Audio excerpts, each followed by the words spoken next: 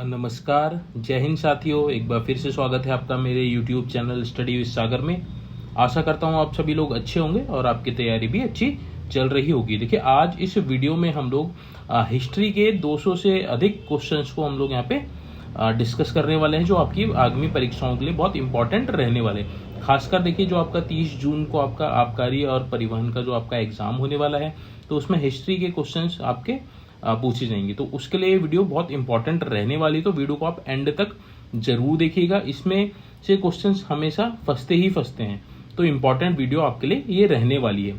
और रिक्वेस्ट करूंगा उन बच्चों से जो सरकारी नौकरी की तैयारी कर रहे हैं, तो इस चैनल को आप सब्सक्राइब जरूर कर लीजिएगा, ताकि आपको important update regarding jobs, regarding exam आपको डेली बेसिस पे मिलती रहे। साथ में देखिए, जो नोट्स हैं वह भी मैं आपको फ्री ऑफ कॉस्ट प्रोवाइड करवा देता हूँ क्लासेस में। मैं यहाँ पे आपके जीके, जीएस की, उत्तराखंड जीके की और करंट अफेयर्स की क्लासेस रेगुलर बेसिस में अपलोड की जाती हैं। तो आपके लिए इंपॉर्टेंट चैनल ये रहने वाला है।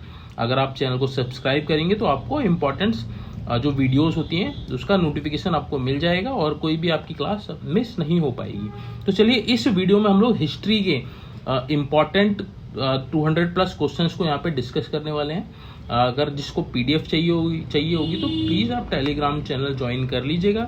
लिंक आपको चैनल के अबाउट सेक्शन में मिल जाएगा, या फिर मैं डिस्क्रिप्शन में टेलीग्राम चैनल का लिंक दे दूंगा, तो आप वहां से जाके इसकी पीडीएफ को डाउनलोड भी कर सकते हैं। तो चलिए, आज का जो सेशन है उसको हम लोग स्टार्ट कर लेते हैं। पहला क्वेश्चन है आपका, भारत में सर्वप्रथम आक्रमण किया। तो सबसे पहले भारत में आक्रमण किसने किया? ईरान ने किया। ईरान ने सबसे पहले भारत पर आक्रमण किया था। भारत पर आक्रमण करने वाला प्रथम विदेशी शासक की बात करें तो कौन था? सिकंदर था। कई बार ये क्वेश्चन पूछता है कि भारत पर आक्रमण करने वाला प्रथम मुस्लिम शासक कौन था? तो मोहम्मद बिन कासिम है। तो ये भी पूछा जाता है, आपने याद रखने हैं सारे। देखिए, सिकंदर एवं पोरस के बीच हुआ था कौन सा? हाई डेस्पीज का युद्ध। तो ये परीक्षाओं में बहुत बार पूछा गया कि हाई डेस्पीज का युद्ध किस किस के बीच हुआ? तो सिकंदर और पोरस के बीच में हुआ था हाई डेस्पीज का युद्ध। सिकंदर की मृत्यु कब हुई? 323 ईस्वी पूर्व में हुई। कहाँ? बेबीलोन में हुई। तो ये भी पूछता है। मौर्य वंश का संस्थापक कौन था? चंद्रगुप्त मौर्य। मौर्य वंश की जानकारी मिलती है विष्णु पुराण से। तो जो हमारे पुराण हैं उनमें विष्णु पुराण जो है उससे आपको मौर्य वंश की जानकारी प्राप्त होती है। अगला है आपका, सुदर्शन झील का निर्माण करवाया था। तो किसने करवाया था? चंद्रगुप्त मौर्य ने करवाया था। सुदर्शन झील की अगर हम बात करें तो गुजरात के गिरनार में स्थित है सुदर्शन झील। किसने निर्माण कराया था? चंद्रगुप्त मौर्य ने करवाया था। चंद्रगुप्त किस धर्म का अनुयायी था? तो जैन धर्म का अनुयायी था। तो ये भी आपको याद रखना है। चंद्रगुप्त मौर्य के गुरु एवं महामंत्री कौन थे? चाणक्य। चाणक्य का नाम आपने सभी ने सुना होगा। तो ये जो थे चंद्रगुप्त के गुरु एवं महामंत्री हुआ करते थे। भारत का मैकियावेली कहलाता है। चाणक्य को ही भारत का मैकियावेली कहा जाता है। इंपॉर्टेंट क्वेश्चन है। तो देखिए, जितने भी क्वेश्चन यहाँ पे आपको करवाए जा रहे हैं सारे ही परीक्षाओं में पूछे गए हैं और कभी भी आपको परीक्षा में देखने को मिल सकते हैं। तो ये आपके लिए रिवीजन क्लास रहने वाली है। तो आप इम्पॉर्टेंट क्वेश्चंस को आप मार्क कर लीजिएगा, पीडीएफ आपको मिल जाएगी। कौटिल्य का अर्थशास्त्र आधारित है प्रशासन पर। तो देखिए, कई बार कंफ्यूज बच्चे होते हैं, अर्थशास्त्र तो आपका इकोनॉमी सब्जेक्ट है, तो आप सोचेंगे कि ये इकोनॉमी से संबंध होगा, बट जो कौटिल्य का अर्थशास्त्र था ये प्रशासन से संबंधित उनकी ये किताब थी। तो आपको याद रखना है, परीक्षा में पूछा गया है, इसलिए मैं आपको बता रहा हूँ। चंद्रगुप्त ने जैन धर्म की शिक्षा ली, किससे ली थी? भद्रबाहु से ली थी। चंद्रगुप्त के दरबार में आने वाला यूनानी कौन था? मेगास्थनीज था। चंद्रगुप्त मौर्य की मृत्यु कब हुई? 298 ईस्वी पूर्व श्रवण बेलगोला में हुई थी। तो ये आपको याद रखना है। आगे बढ़ते हैं, अगला क्वेश्चन देख लेते हैं। अगला देखिए, जीवन के अंतिम दिनों में जैन धर्म अपनाया था। किसने अपनाया था? चंद्रगुप्त मौर्य ने ही अपनाया था। शिलालेख का प्रचलन शुरू किया गया। तो शिलालेख आप सभी को पता है, जैसे जो पत्थरों पे जो लिखा जाता था उनको शिलालेख कहा जाता था। तो शिलालेख का जो प्रचलन था अशोक ने किया था। अशोक अपनी जितनी भी कार्यवाही होती थी, जो भी कार्य होते थे, उनको शिलालेख में लिखवाता था। तो शिलालेख का प्रचलन किसने किया? अशोक ने किया था। अशोक ने धम्म स्वीकार किया। कब किया था? कलिंग युद्ध के बाद उन्होंने धम्म स्वीकार किया। बौद्ध धर्म के प्रचार के लिए श्रीलंका भेजा। किसको भेजा था? महेंद्र व संघमित्र को। ये पूछा गया है क्वेश्चन। महेंद्र व संघमित्र को अशोक ने देखिए बौद्ध धर्म के प्रचार के लिए कहाँ भेजा था? श्रीलंका भेजा था। तो इंपॉर्टेंट है परीक्षा की दृष्टि से। अगला क्वेश्चन, अशोक का राज्याभिषेक कब हुआ था? 269 ईसा पूर्व में हुआ था राज्याभिषेक। अशोक का सबसे लंबा शिलालेख कौन सा? 7वां शिलालेख। तो ये भी इंपॉर्टेंट है, पूछता है कि अशोक का सबसे लंबा शिलालेख कौन सा है, तो आपने क्या बताना है? 7वां शिलालेख सबसे लंबा शिलालेख है। अशोक का नाम अशोक वर्णित है किसमें? मास्की एवं गुर्जार अभिलेख में। देखिए मास्की एवं गुर्जार अभिलेख में अशोक का नाम अशोक मिलता है। ठीक है, आगे है, अशोक ने स्वयं को मगध का सम्राट बताया। किस में बताया? भाभु अभिलेख में अशोक ने मगध का सम्राट बताया अपने आप को, भाभु अभिलेख में। आगे बढ़ते हैं अगला, कलिंग विजय का वर्णन मिलता है 13वें शिलालेख में। ठीक, कलिंग युद्ध जो हुआ था उसकी जो विजय, इसमें कलिंग युद्ध में अशोक की जो विजय हुई थी तो उसका वर्णन 13वें शिलालेख में मिलता है। सांची का स्तूप किसने बनाया था? अशोक ने ही बनवाया था। श्रीनगर की स्थापना किसने की? अशोक ने ही की थी। अशोक के शिलालेखों की खोज किसने की थी? ये मोस्ट इंपॉर्टेंट। तो टी पेंथलर ने की थी 1750 ईस्वी में अशोक के शिलालेखों की खोज। तो ये मोस्ट इंपॉर्टेंट है, परीक्षा में पूछा जा सकता है। आगे बढ़ते हैं, अशोक के शिलालेख सर्वप्रथम किसने पढ़ा? ये आप सभी को पता होगा, जेम्स प्रिंसेप ने पढ़ा था। आपने सन याद रखनी है, 1837 ईस्वी में। इंपॉर्टेंट है परीक्षा की दृष्टि से। आगे देखते हैं, अशोक की मृत्यु कभी? तो 232 ईस्वी में अशोक की मृत्यु हुई थी। हरिसेन का प्रयाग प्रशस्ति लेख से जानकारी देता है समुद्रगुप्त का। तो हरिसेन से का जो प्रयाग प्रशस्ति अभिलेख था उससे समुद्रगुप्त की जानकारी मिलती है। मौर्य वंश का अंतिम शासक कौन था? बृहद्रथ था। ये इंपॉर्टेंट है परीक्षा की दृष्टि से। आगे बढ़ते हैं, अगला क्वेश्चन देख लेते हैं। अगला है आपका, मौर्य वंश की नींव किसने डाली थी? तो चंद्रगुप्त मौर्य ने। शुंग वंश की नींव किसने डाली थी? पुष्यमित्र शुंग ने डाली थी।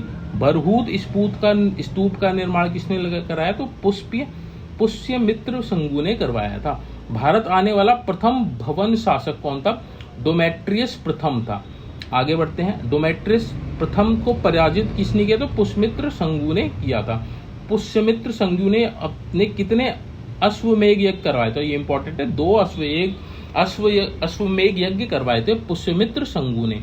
सातवाहन वंश का संस्थापक कौन था? शिमुक था। तो ये इंपॉर्टेंट है, सातवाहन वंश जो था उसका संस्थापक शिमुक थे। परीक्षा में पूछा था। इतिहास का पिता किसे कहा जाता? तो हेरोडोटस को कहा जाता है। तो ये भी इंपॉर्टेंट है आपका। आगे बढ़ते हैं, सिंधु सभ्यता प्रसिद्ध थी। किस लिए प्रसिद्ध थी? उसके सुनियोजित शहर के लिए प्रसिद्ध थी। सिंधु सभ्यता के लोगों का व्यवसाय क्या था? तो व्यापार उनका व्यवसाय था। सिंधु वासियों की मुख्य फसल कौन सी थी? जौ और गेहूं थे। तो ये सिंधु सभ्यता से क्वेश्चन बहुत बार पूछे जाते हैं, तो आपने इसको ध्यान से देखना है। हड़प्पा सभ्यता की सर्वप्रथम जानकारी किसने दी? तो चार्ल्स मेसन ने दी थी 1825 में हड़प्पा सभ्यता की जानकारी। मोहनजोदड़ो की खुदाई के प्रभारी कौन थे? तो सर जॉन मार्शल। तो ये नाम आपको याद रखने हैं सारे जितने भी मैं आपको यहाँ पे बता रहा हूँ। हड़प्पा सभ्यता थी तो कौन सी? कांस्य युग की थी। सिंधु सभ्यता की लिपि क्या थी? भाव चित्रात्मक थी। मिस्र के राजा कहलाते थे फराओ कहा जाता है मिस्र के राजाओं को। आगे बढ़ते हैं, खरोष्टी लिपि लिखी जाती थी तो दाएं से बाएं ओर लिखी जाती। तो इंपॉर्टेंट है, खरोष्टी जो लिपि लिखी जाती है वह दाएं से बाएं की ओर लिखी जाती। स्वास्तिक चिन्ह जो आपने देखा होगा, स्वास्तिक चिन्ह जो इस तरह से बनाया जाता है वह चिन्ह किसकी देन है? तो सिंधु सभ्यता की ही देन है स्वास्तिक चिन्ह। आदि मानव ने सर्वप्रथम सीखा, आग जलाना सीखा। आग का आविष्कार हुआ कब हुआ था? पूरा पाषाण काल में आग का आविष्कार हुआ था। सबसे पहला पालतू जानवर कौन था? कुत्ता था। इंपॉर्टेंट है। सिंधु सभ्यता थी आदि ऐतिहासिक सभ्यता थी सिंधु सभ्यता।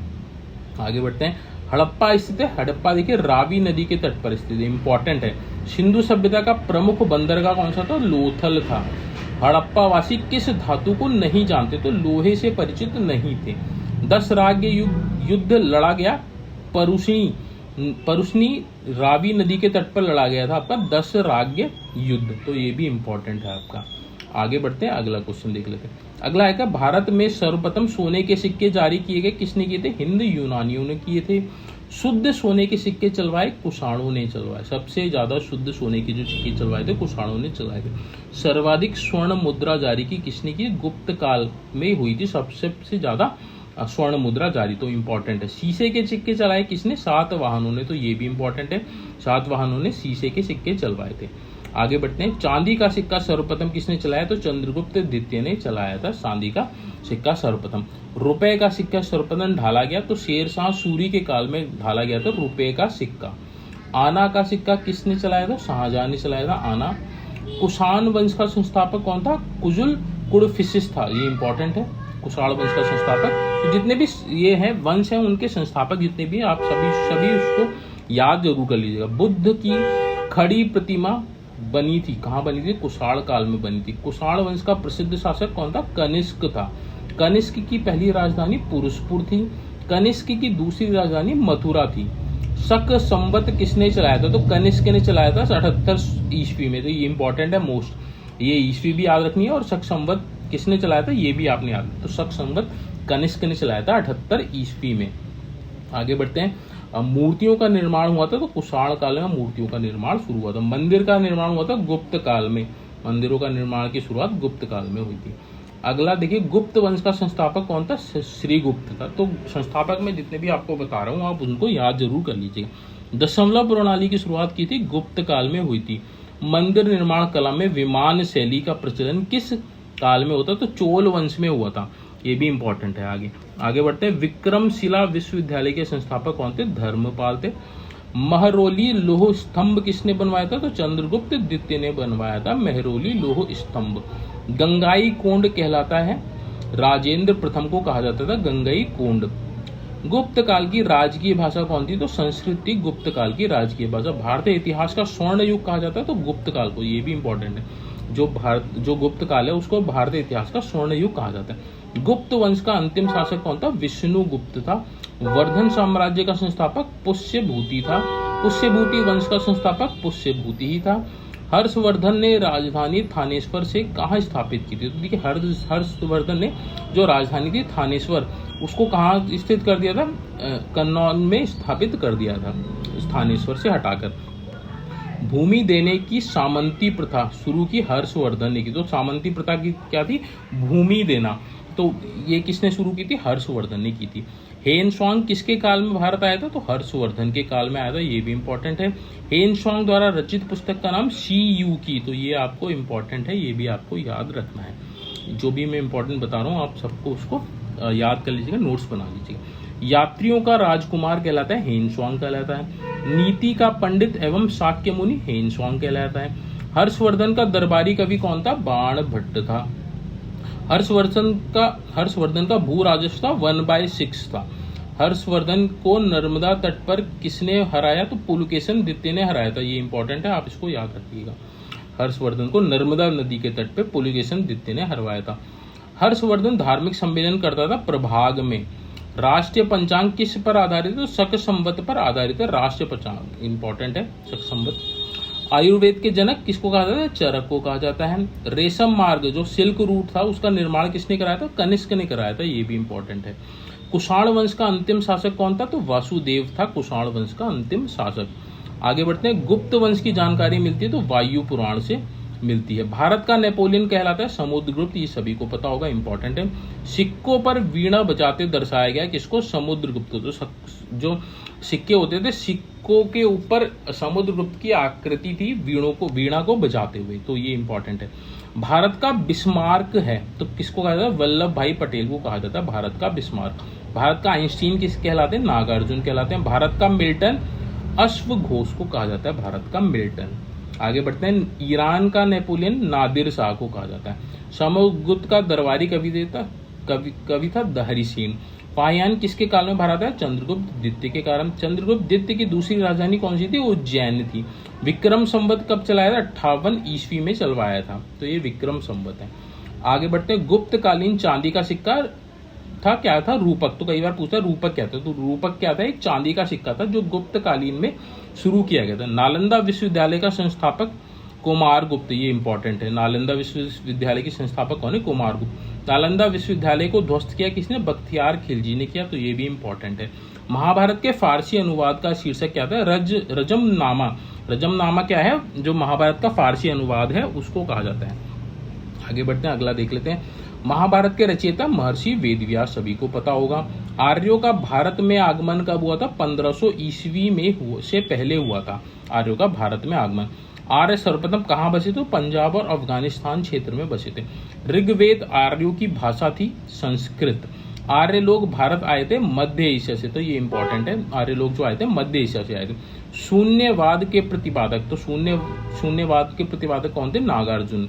गौतम बुद्ध का जन्म स्थल लुम्बिनी, कब हुआ था जन्म? 563 ईस्वी में हुआ था गौतम बुद्ध का जन्म। बुद्ध की मृत्यु कहाँ हुई थी? कुशीनगर में हुई थी 403 ईस्वी में। बुद्ध की मृत्यु की घटना को क्या कहता है? महापरिनिर्वाण। ये सारे इंपॉर्टेंट है जितने मैं आपको बता। महापरिनिर्वाण किसको बोलते हैं? बुद्ध की मृत्यु को। गौतम बुद्ध के प्रथम गुरु कौन थे? अलार कलाम। ये भी इंपॉर्टेंट है। बुद्ध से देखिए, गौतम बुद्ध से क्वेश्चन हमेशा बनता है, तो आप इसको ध्यान से देखिएगा। बुद्ध द्वारा गृह त्याग की घटना क्या कहते थे? महाभिनिष्मीकरण कहा जाता है। ये भी इंपॉर्टेंट है। बुद्ध का प्रथम प्रवचन कहलाता है तो धर्म चक्र परिवर्तन कहलाता है। बुद्ध ने प्रथम उपदेश कहाँ दिया था? तो सारनाथ में दिया था। बुद्ध ने किस भाषा में उपदेश दिए? तो पाली भाषा में सर्वाधिक उपदेश दिए थे बुद्ध ने। बुद्ध ने सर्वाधिक उपदेश कहाँ दिए? तो श्रावस्ती में दिए, तो ये भी पूछता है। बौद्ध धर्म के 3 रत्न जो थे, बुद्ध, धम्म और संघ, तो ये नाम आपने याद रखने हैं। बौद्ध धर्म ग्रहण करने वाली पहली महिला कौन थी? महाप्रजापति गौतमी थी, तो ये इंपॉर्टेंट है परीक्षा की दृष्टि से। अब यहाँ पे हम लोग बात करते हैं जो बौद्ध संगीत की, तो प्रथम बौद्ध संगीत की कहाँ हुई थी? राजगृह में हुई थी 483 ईस्वी में। द्वितीय 383 ईस्वी में वैशाली में हुई थी, तो ये नाम आपने याद रखने, सन भी याद रखने। तृतीय बौद्ध संगीति 251 ईस्वी में पाटलिपुत्र में हुई थी। नेक्स्ट आपका हड़प्पा में मिट्टी के बर्तन जो रंग था वह लाल था। लाल रंग के बर्तन मिले आपको कहाँ से? हड़प्पा से। चावल के साग से मिले लोथल और रंगपुर से, तो ये इंपॉर्टेंट है। सिंधु सभ्यता की मान्यता प्राप्त काल, मतलब जो सिंधु सभ्यता थी उसका काल क्या था?